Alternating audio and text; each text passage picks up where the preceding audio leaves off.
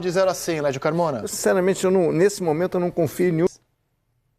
Fala, Rizek, um abraço para você, boa tarde a todos. O Flamengo treina agora à tarde aqui no Ninho do Urubu. A última atividade antes do jogo de amanhã no Maracanã contra o Peñarol, o adversário das quartas de final. É o último time que conseguiu derrotar o Flamengo no Maracanã pela Libertadores.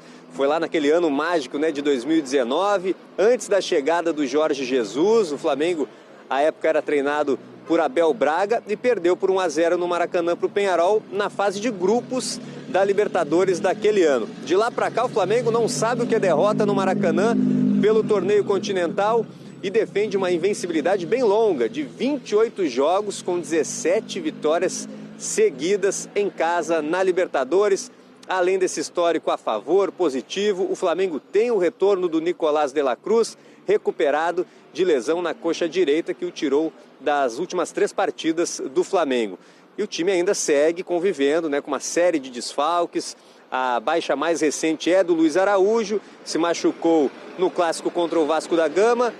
Uma lesão no joelho direito, vai ter que passar por cirurgia e deve ficar afastado do time por cerca de 2 meses. Mas o Flamengo tem o seu torcedor ao lado, previsão de casa cheia amanhã às 7 horas da noite no Maracanã, mais de 60 mil torcedores para começar a decidir uma vaga para a semifinal da Libertadores. E tem uma dor de cabeça, o Tite danado, né, que é o DM lotado.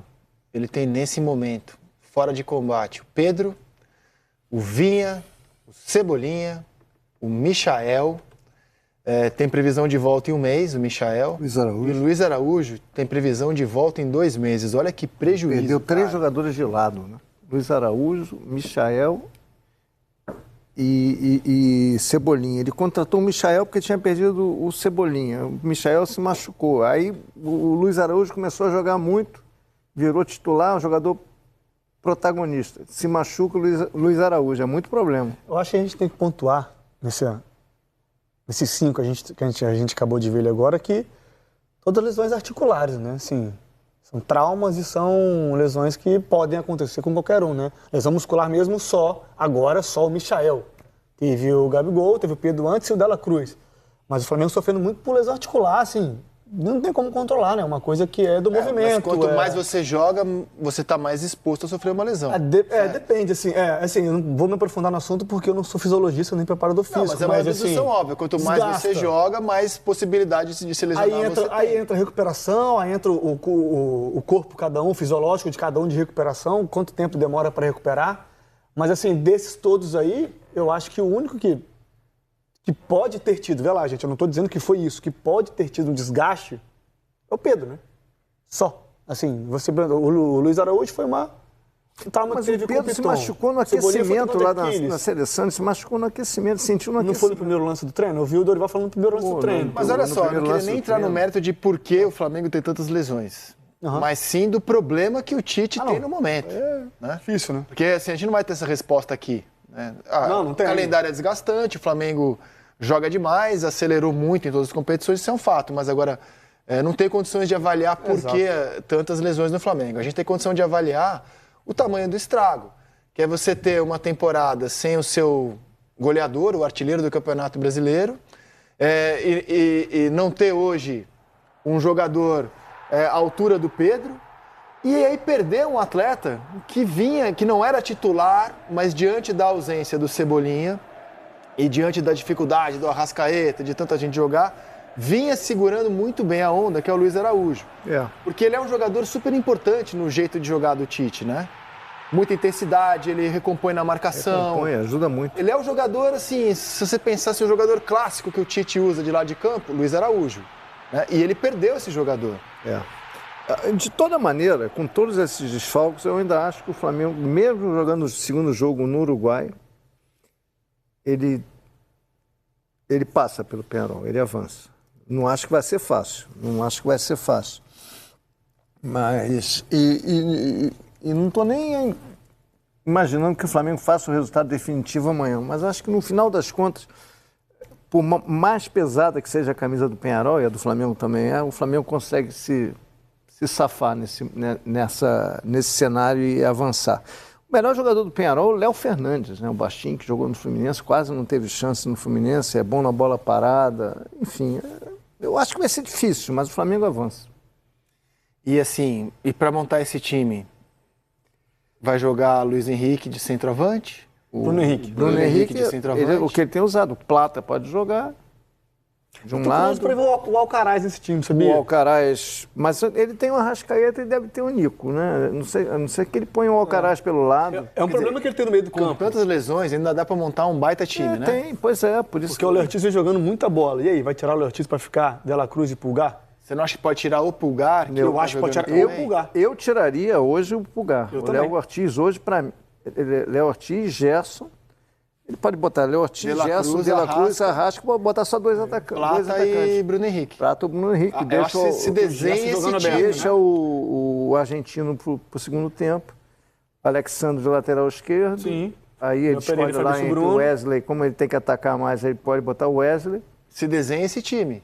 E os zagueiros. Cara. É um time bom. Cara. Varela, Fabrício Bruno, Léo Pereira, Alexandro, Léo Ortiz, Nico De La Cruz, Gerson Arrascaeta, Plata e Bruno Henrique. Se o Gerson esse time. É o melhor jogador do Flamengo no ano. Concordo. Mas, enfim, depois ainda mais sem o Pedro, né? O Pedro rivalizava com ele, rivalizava no bom sentido. Hoje é o Gerson. Gerson hoje deveria ser titular da seleção. Eu não tenho dúvida nenhuma. Titular.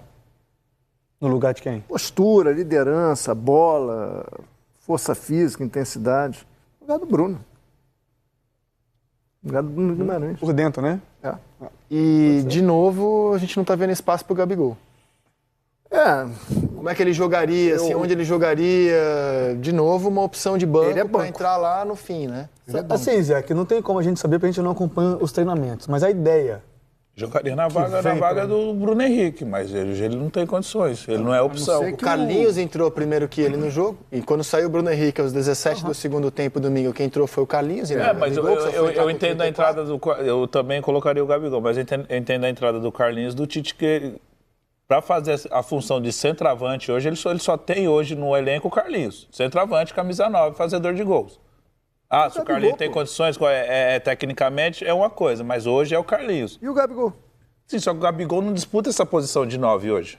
Pois é, mas isso... Hoje ele disputa a posição com quem? Com a Arrascaeta? É controverso, né? Eu acho que ele disputa com ele mesmo. Se ele tivesse bem, seria ele o centroavante desse time, Ele sempre foi assim, de 19 até 22... Foi o Gabriel, o centroavante, mas faz 2 anos. Ele não tem as características do Pedro, mas se ele tivesse bem, mudava a característica do time e jogaria o Gabigol. Pra mim é uma coisa óbvia. Então, Rizé, aqui é esse ponto que eu queria chegar aqui antes. Assim, a gente não vê treino, a gente não sabe de informação de treino, pelo menos eu não sei. Essa é uma questão. Mas o Tite, gostando ou não do atleta, eu trabalhei com o Tite 2 vezes, no Internacional e no Corinthians. Se o atleta está no treinamento se entregando, buscando a sua vaga como titular... Num momento como esse, o Tite colocaria o Gabriel. É que ele fala sempre, o campo fala. O campo fala. O que me dá a impressão que o Gabriel não está... Bem, gente, eu não estou afirmando, eu não sei. A impressão que eu tenho vendo coletivas, vendo o jogo do Gabriel, é que ele não está se entregando nos treinamentos e pronto para assumir uma titularidade. E quando entra nos jogos, está entregando pouco. Exatamente. Então, assim, o que a gente vê que são jogos, ele entrega pouco. A gente comenta muito dos erros técnicos do Carlinhos, que de fato chama atenção, cara. Carlinhos chuta o chão, com todo o respeito. Mas o Gabigol, quando joga, também não faz muito melhor do que isso, né? E assim, eu acho que a gente facilita um pouco o debate quando a gente fala assim, mas o Tite não vê o Gabigol como 9. Cara, o Gabigol joga no centro do ataque, ele pode não ter as características do Pedro e do Bruno Henrique, mas é óbvio que se ele estivesse bem, estivesse jogando o melhor dele, seria ele nesse momento a jogar, uma coisa meio óbvia. É o que eu disse, Ramon, a gente não sabe o que está acontecendo lá dentro. Agora, mesmo nessa má fase, se eu sou o treinador, sem saber o que está acontecendo lá dentro, eu bancaria o Gabigol. Porque o Gabriel é muito grande. Eu não sei o que está acontecendo. Ele é muito grande na história recente do Flamengo, pô. Ele é o cara que fez os gols das 2 Libertadores. Ele é o cara decisivo. E eu não consigo entender como é que ele se fechou, sumiu. Não sei se é esse desgaste com a diretoria, é a renovação de contrato, que ele só está esperando acabar o ano para ele seguir o caminho dele. Eu acho que é isso. Eu acho que o dia a dia é difícil o cara se... entender isso, né, Graf? É difícil o cara se motivar nessas situações. O Ramon sabe quando você tá verdade. Esquecido, quando o treinador não gosta de mim, mas aí o presidente vai dar uma declaração, não vamos falar do Gabriel agora. Aí improvável a renovação. Do outro lado que eu fico dessa história, em relação a vocês que são os jogadores, eu tenho que dizer que o cara que ganha o que ele ganha tem que estar motivado sempre. Sim, não, eu sei, Zé, que isso aí não conta. Pô, ele tá jogando no Flamengo, um dos maiores... ele é ídolo, né? Onde ele é ídolo, ele tem muita moral com o torcedor.